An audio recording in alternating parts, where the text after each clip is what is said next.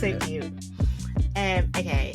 Sorry, everyone. I was getting excited about the countdown that happens. Hi, everyone. Welcome to They Play Games, a podcast for gender non-conforming, non-binary, and everyone in between. If you want to find out about us, that sounds weird. Listen up. I never know how to do intros, and it's getting weirder every time. And one day we'll find a suitable intro and outro, but this is how it's going down.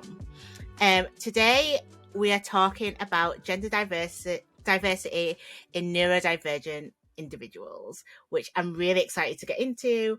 As you know, neurodiversity is a really good topic. That sounds weird when I say it like that as well, but neurodiversity is a topic that I think is becoming more prevalent in today's media, and it needs more attention to, but also gender diversity and how they interlink is also really important.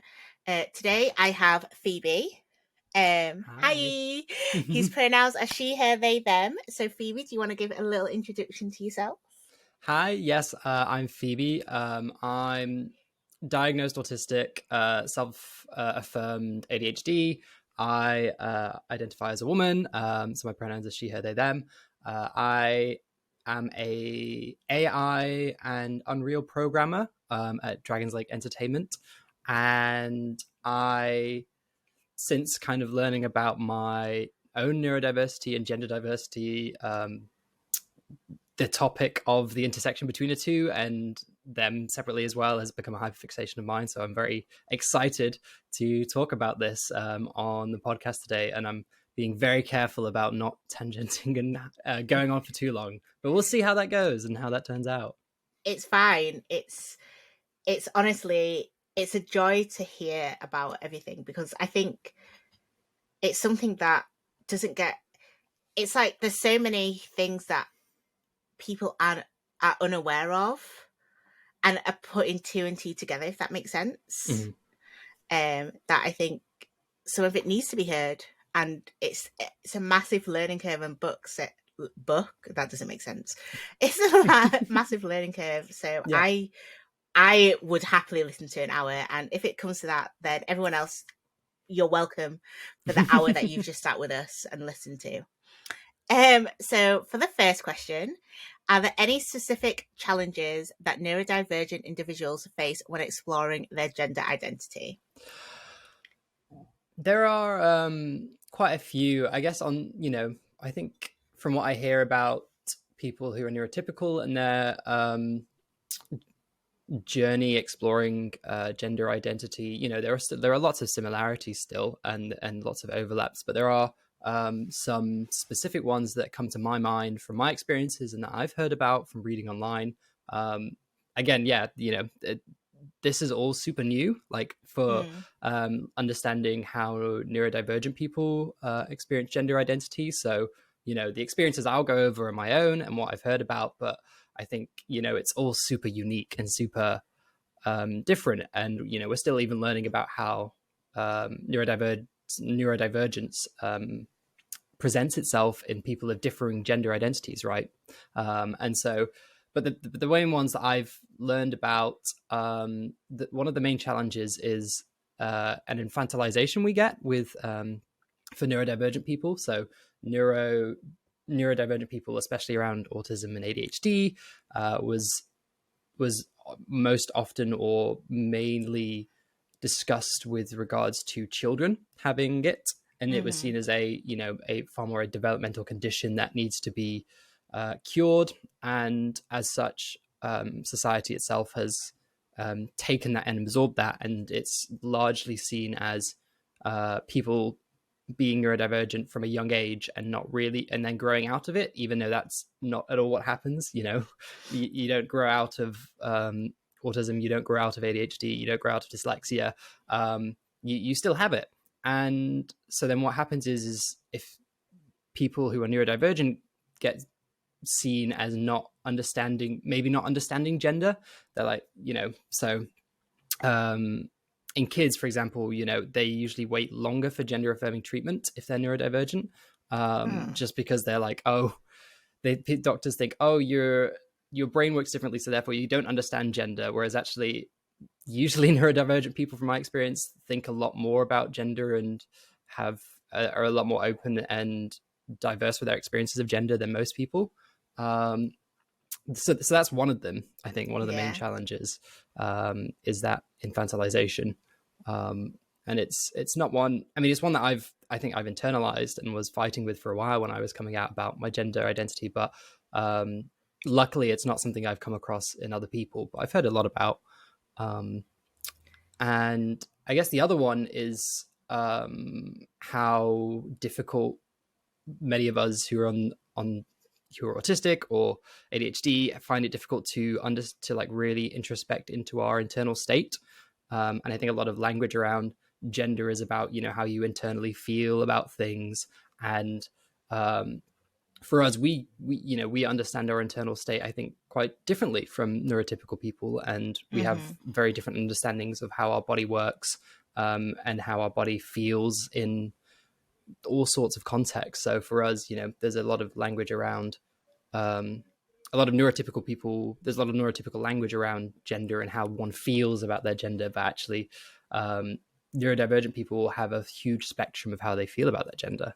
Yeah, it's never that one thing. It's all. I always think an umbrella is the best thing for everything, especially like with neurodivergent and gender. Using umbrellas is possibly the best term for things because oh, sorry. No, you go. I was just going to say, yeah, it allows all of us to kind of reflect. I think it's a great way to, like, for all of us to reflect our experiences off one another and find similarities and differences that are, you know, are all really fascinating and interesting. They don't take any value. They don't give or take value from from one another's experiences. They just, you know, help us embrace our identities more, I think. Yeah, no one's like, we're not devaluing someone. If anything, we're trying to empower someone else to say, yeah, you're also valid. Yeah, you know. So I think those points are so needed. There was something I was going to say to the first point, and the infantilization. Yeah, and my brain fog just like disappeared. Oh no! Went. Yeah. I have a feeling I get that a lot. Brain fog is a big thing. Yeah. I think it was just more because obviously I think that was it. One of the things that a lot of, and I think it's more of a generational thing. People, when they hear about like, oh, neurodivergent, and especially with kids, like you were saying, and like, say we're coming, so say me now, if I told my parents I think I have like ADHD, and I am non-binary. If I put two of those together, they'd be like, oh well, you just sort of think, and it makes sense because like my cousin's autistic and some of my family members say, oh, he'll grow out of it. Yeah. And I'm like, well, you won't. Like, it's not the same. It's not something you grow out of. It's just who we are. Yeah. You know? It's stuck in this idea of things needing to be treated. Which I think has lots of parallels with, you know, even sexuality, but gender as well. Yeah. And there's someone who I've been watching a lot more recently, Nick Walker. She wrote a book called Neuroqueer and was talking about the intersection between neurodiversity and queerness, and something that I independently thought, but she pointed out as well, was that, you know, there's so many parallels in gender diversity and neurodiversity, and that, you know, these are all just parts of our identity. These aren't things that we quote unquote grow out of or like quote unquote cure. That these are things that are part of who we are and how we express ourselves and how we feel comfortable in the world. And I think the spaces that allow us to like empower those parts are so healthy, so healthy. Yeah. And talking of that, that will help us move on to the second question, Oh, yeah. which is, That's do a good you segue. think it was? I love that. Do you think we need more resources? I don't know if that picked up well. Do you think we need more resources catered to support neurodivergent individuals in understanding and expressing their gender identity? I think unequivocally yes. I think there always, I think there's always more room for people's experiences with, even individually identity and neurodiversity, but also the intersection between the two for sure. I think the intersection between the two is growing for sure, and people are coming forward with their experiences and talking about them, say through podcasts like these, and through lectures online and writing papers. But I think the main gap that I see was something that I spoke a little bit about before was, how gender how people who are neurodivergent feel and experience gender. I think that'd be great to hear loads more about that and hear about the diverse ways that people do that. I think so for my example is, so I'm autistic, and I think autism has always been viewed in a lens of men. Obviously, a lot of neurodiversity has been pathologized through white cis men, but recently we're starting to look at cis women and how they experience gender, and how they experience autism and how they express autism. And for me, when I was reading up about autism and things, I found that I had a lot more behaviors and a lot more patterns of thinking and behaving from what was typically associated with cis women. And that's things like pacifism and masking, and being more creative, in comparison to cis men, which was what I was assigned at birth and raised as. And I hadn't really seen anywhere that said, oh, I'd experienced some of this and some of this, or I experienced some of this and other things. And I think it would be really interesting and great to hear more from people who are neurodivergent, and do have diverse gender non-cis identities. I think those are the kind of main things I'd love to really hear and see more of. I think that'd be really good, because it is, and speaking from my point of view, I would love to see people of color as well, because yes, that is also, it's not the same. I found, because I know we have different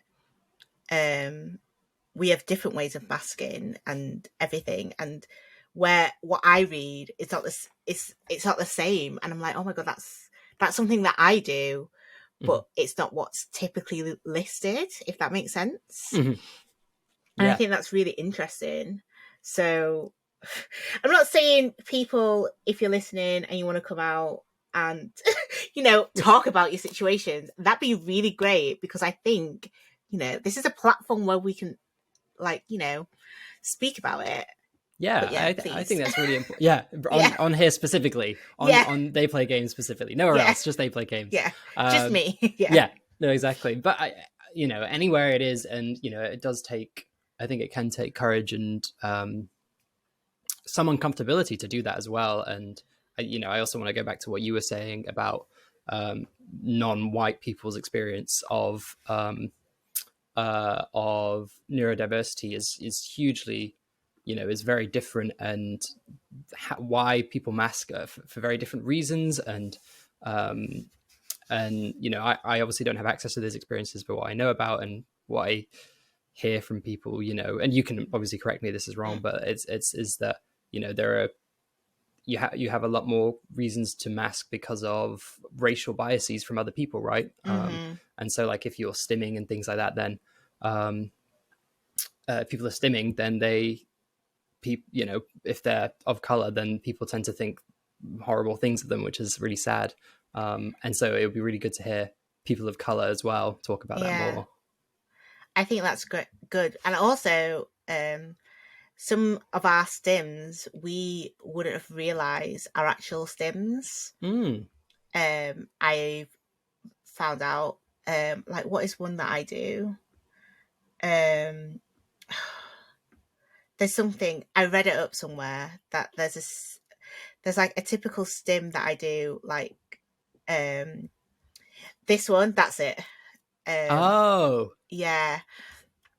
I do that. Actually, I don't know if I flick. I tend to count. Oh no, I flick. I Ah. normally flick. I normally, because it's fake nails that I have. Mm. So apparently that's quite a cultural stim. Oh, Apparently, which I didn't know, but apparently it's a cultural stim. But there's some so other ones wonderful. I love that. yeah. Hmm. But like, there's other things that I'm like, well, I didn't realize that. And like, what other stims are there that maybe we don't know about, and it's actually us displaying something? Yeah, no, and I think as well as that, in terms of how, so stims for sure. Yeah, I would love to hear lots of people's stims and what everyone Yeah, finds helpful and stuff, because I've had to learn that um, about what stims help for me. I'm still kind of figuring out what's best. Weighted blankets are super helpful. Um, yeah, Covering my head, I found, has been really, really good.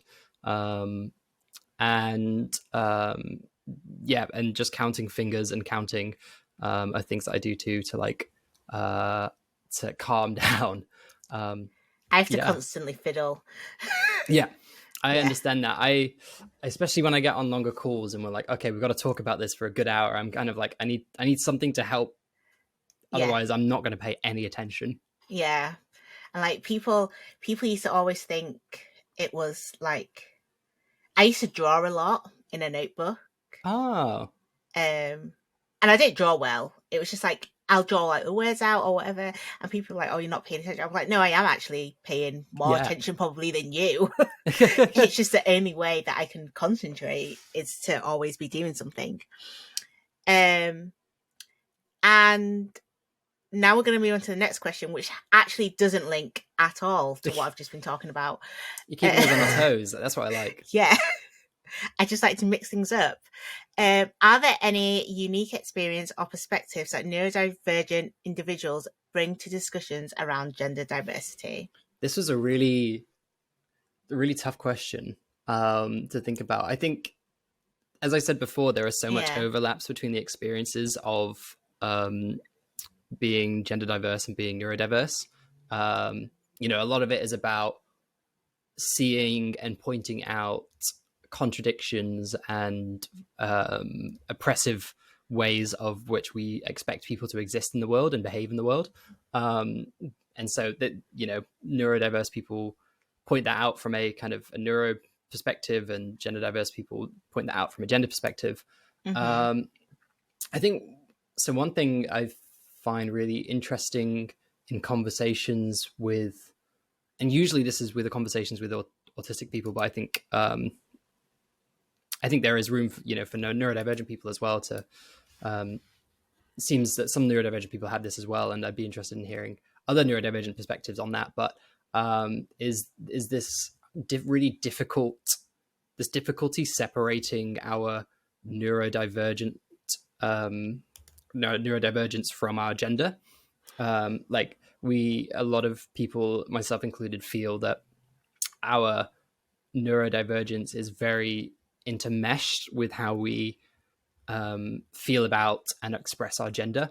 And I think that helps us remind us that gender is, sometimes we can think about gender as a nebulous thing of, we pull it out and this is our little orb of gender, and this is how we want to be, and this is how we express, and this is how it exists and participates in the world. But it interplays with so much of our lives, and everything in our lives. It's, Mm. it's biopsychosocial, I think, is one. What, I forgot who said it. I can't attribute the quote. I'm sorry, but No, someone you're has said fine. biopsychosocial, and it's really. I think there are really fascinating conversations with how neurodivergent people talk about gender identity and how they perceive it. For example, we have a term called autigender, which is something that was very new to me. I've only kind of learned about it the past couple of months, but it's interesting in that it's people saying, hey, my gender is so inextricably linked with my way of thinking and perceiving and being in the world that and my autism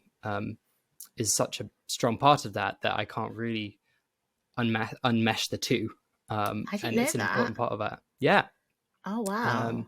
Yeah. And it's really exciting to see how neurodivergent people play with and use gender. Yeah. I love talking about gender. You and me both. It's good you have a podcast for it. Right? So weird. What steps can be taken to create more inclusive spaces for neurodivergent individuals within the LGBTQ plus community? I think overall the LGBTQ plus community is already very positive and very inclusive towards neurodivergent individuals for sure. I think if you're thinking about setting up spaces and opening communities or events, and want to think about having more inclusive spaces for neurodivergent people, I think for me, I think the name of the game is just having options and ways in which having lots of different ways for learning and getting information, ways of participating, advocating, and being involved, and also options for the interaction and activities, right? So I think having, the big thing that comes to mind immediately is about having some quiet spaces, so that neurodivergent people we can spend some time, away from all the sound and all the noise and all the, especially if it's very, as we all are, very colorful, and very, I want to use the word intense, but I don't mean it in a negative way, just very intense with our like colors and show, and it's a huge, great celebration. But I think sometimes being able to have that space to take a second, to process all of that, even just things like having lots of colors for some people is very, it's very useful to have space away from that. For me, I'm someone who finds it difficult with very loud noises, and so having opportunities and options to interact in ways where I could, I don't know, say dim noises, so I have earplugs to help with that, but also be able to participate maybe from a distance where it's less loud. And I guess the only other way I think about, well, not the only other way, but another option is about language and how we talk about things and how we set up our communities and spaces. So things like policies and stuff. If obviously we have a lot of us have a stereotype of being very literal, and whilst I don't think that's entirely true for a lot of people, it is, me myself, I will take things at face value. And if things are murky, then it can make me anxious or tired because of masking and trauma and stuff like that. So as a lot of people share, so having communication be very clear and I think intentional is important. Yeah, I agree, to be fair, because I get, if someone isn't clear with me, I can get very confused. I'm like, what do you want me to do?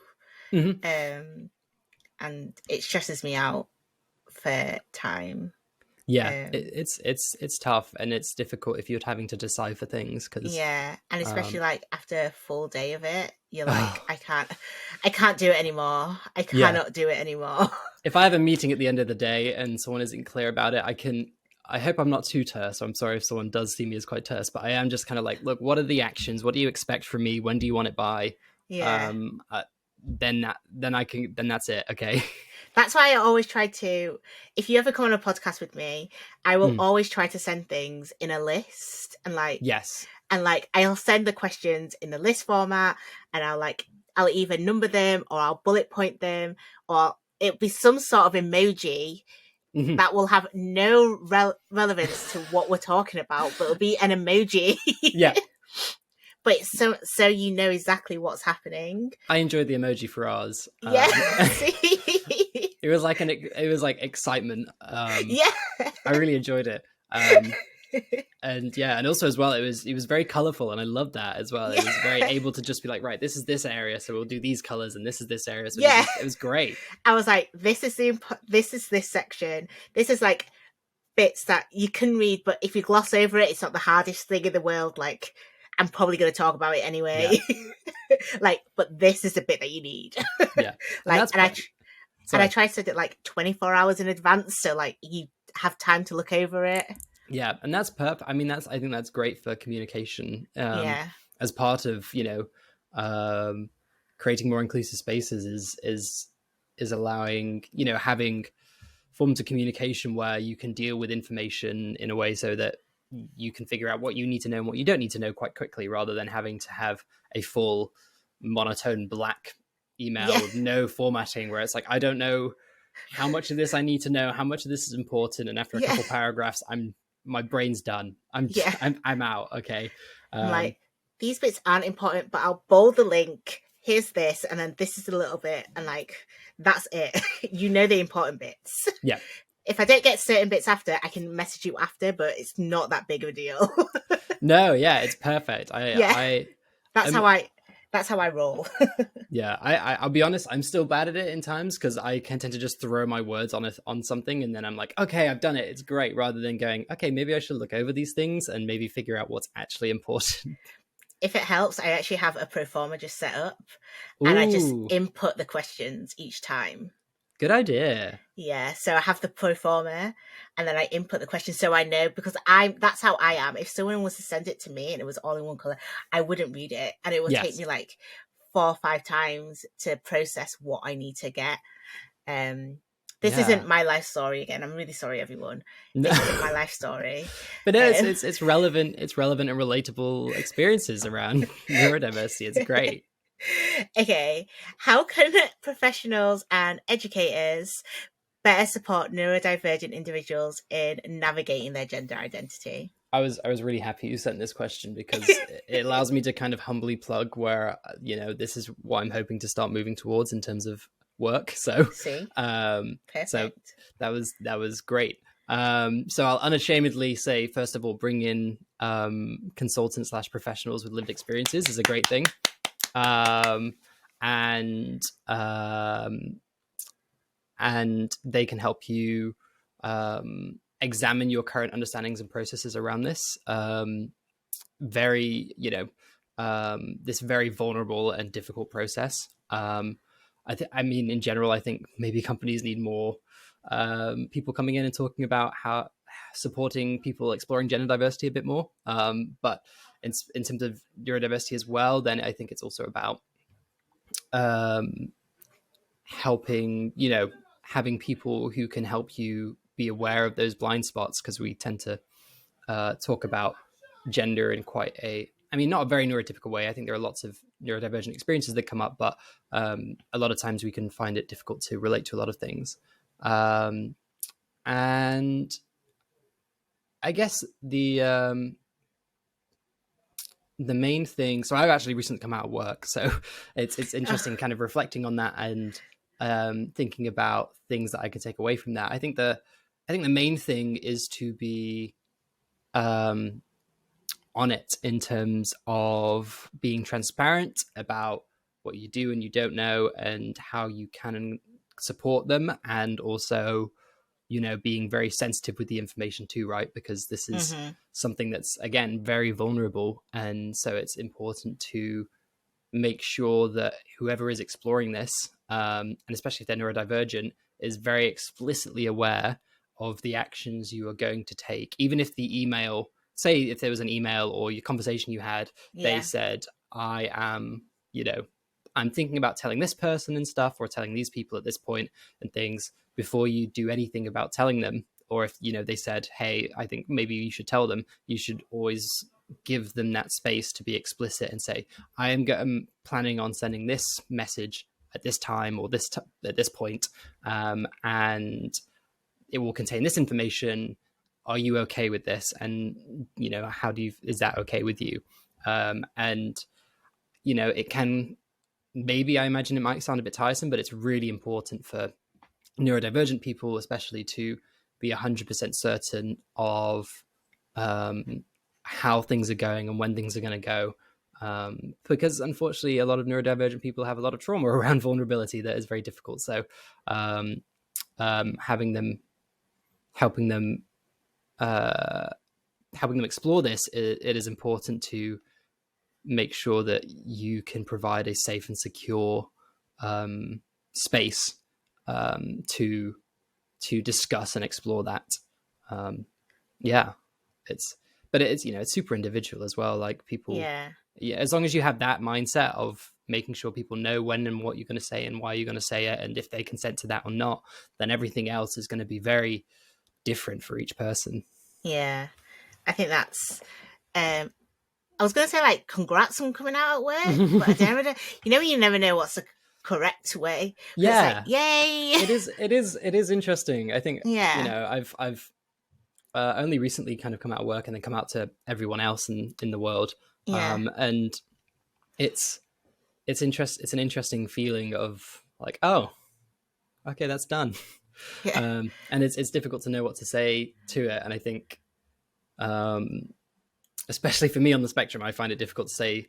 I was at events recently, and people ask me, oh, how did it feel being there and stuff, and I'm like, I don't really have strong feelings about it. I was just there and I enjoyed it. I don't really know how to respond. It just happened. Yeah. Yeah. I know it's a big occasion and all, but like it for me, it was like, I'm pleased about it and I'm happy about it, but like I don't know how to respond to how did it feel. I was there. It's just something that happened, but it is a big step. So yay on getting it done. Yeah, it sounds like it was a tick box. That sounds weird how I say it, but yeah. Yeah, I know what you mean. It's kind of, I think for me, it kind of was a bit of a tick box. I was, I spent a long time being very comfortable in my gender and my identity, and it was just kind of a point of like, okay, I think I should just do this now at this point, and finally be out there and be me. Talking about being me, I love using this as a segue. That was a weird segue. Probably not going to relate to it. What are some common misconceptions? Any segue is a segue. It's good enough. Talking about being yourself, what are some common misconceptions or stereotypes about being neurodivergent and gender diversity? Speaking of, I love it.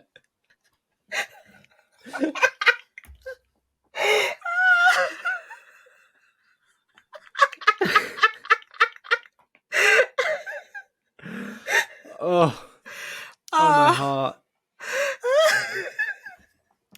You got from A to B, and so it was still a segue. Thank you. It was a successful segue. You got there, so that's good enough. I don't know how. I shouldn't be allowed. I'm so sorry. I really enjoyed that segue. Oh, I'm glad you did. Just slightly going, so, has anyone embarrassed you your entire life? Talking about being yourself.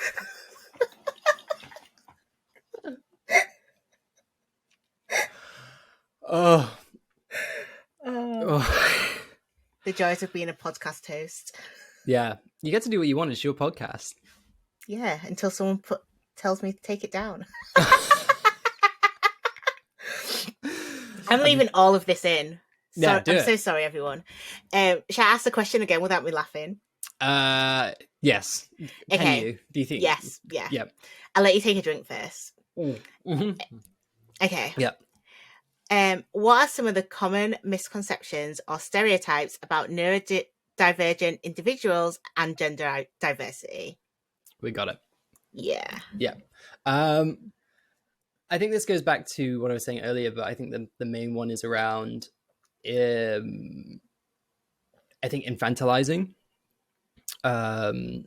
people who are neurodivergent in general, but especially people who are outwardly gender diverse, or even just outwardly queer in general, I think, as well.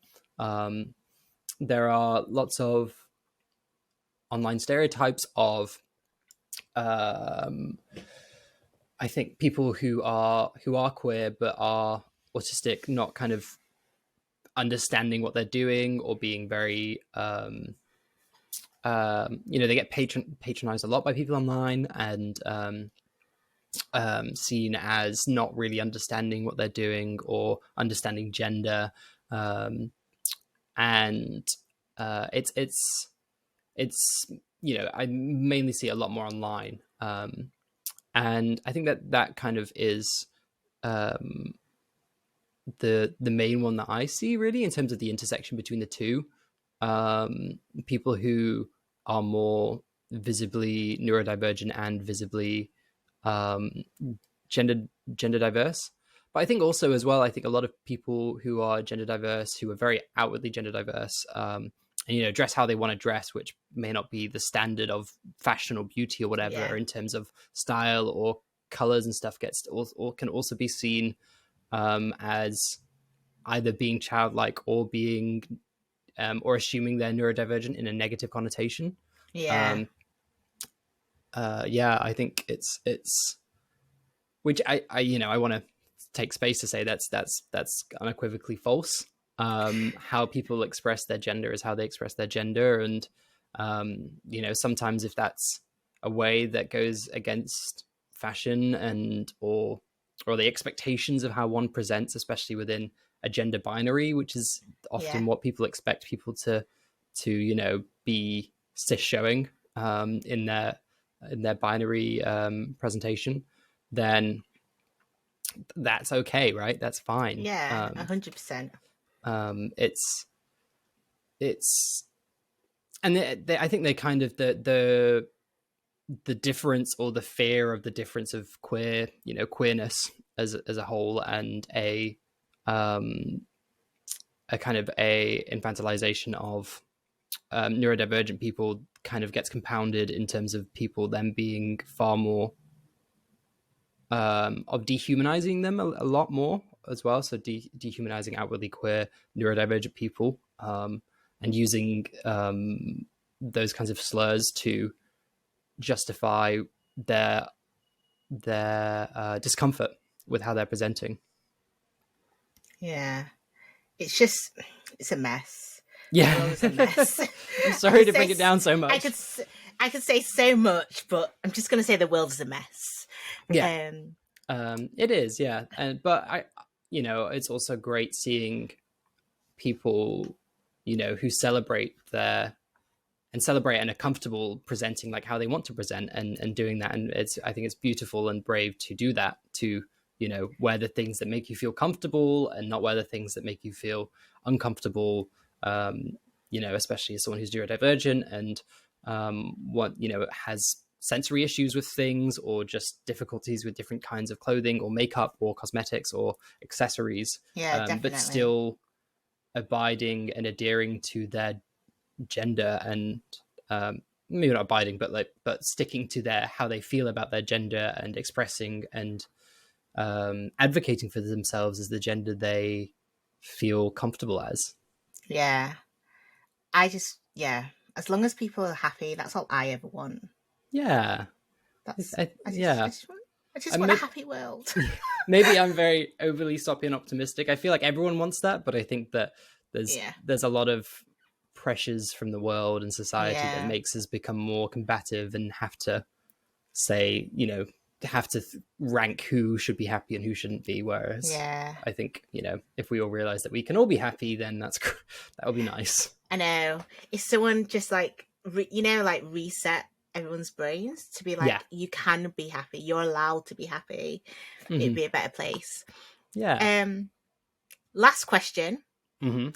Are there any notable organizations or initiatives that focus on the intersection of gender diversity and neurodivergence that you know of?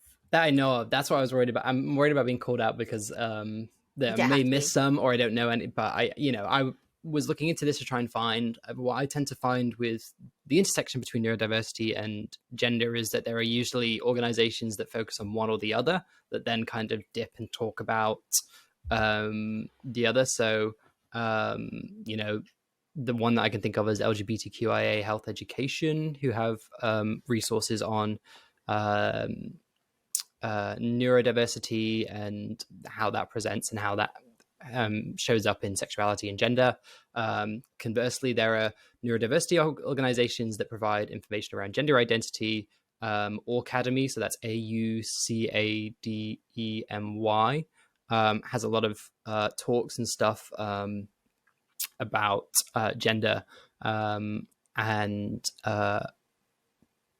intersection of gender and neurodiversity. Otherwise, I had a look and I couldn't find any that focus specifically on it. I'm sure if people are aware of any, I would love to hear about them and go and meet them and support them, and also hear about them, I guess. I think otherwise.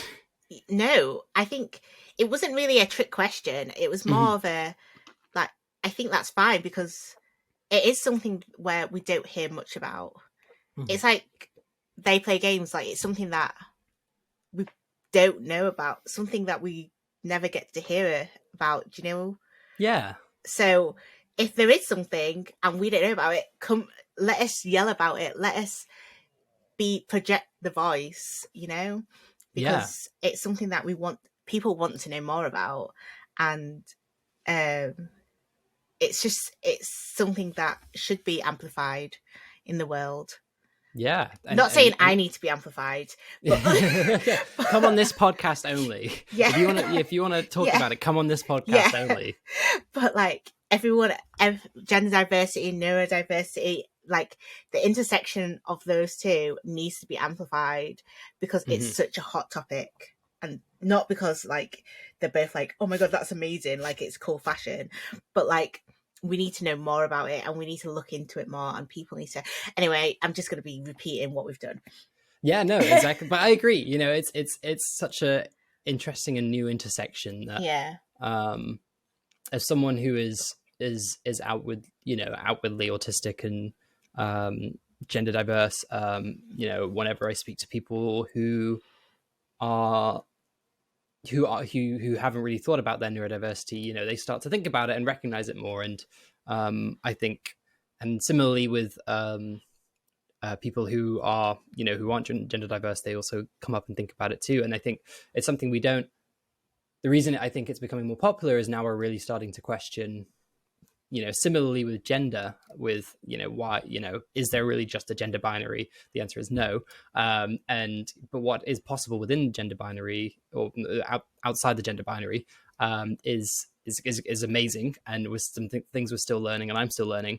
But similarly with neurodiversity as well, what are there outside of our expectations of how a human brain functions or how a person acts, behaves, and senses the world. And we haven't ever really, from my experience of growing up, there was never any space to explore either of those things. And now that we're starting to see a lot more people come out and be like, oh, okay, no, I think I'm neurodiverse. I identify as ADHD or dyslexic or dyscalculic or autistic or there's a whole rainbow of different quote unquote diagnoses, but like neurodivergences there are, and similarly with gender. And I think it's really inspiring and powerful and hopeful to see people starting to talk about that more, the intersection of all of that as well. I'm excited to see how people feel about the world and ways that we can question and really re-examine our assumptions about how we experience the world. Yeah. And I think that is a perfect way to end the podcast. So thank you, everyone. Thank you, Phoebe, for being part of the podcast.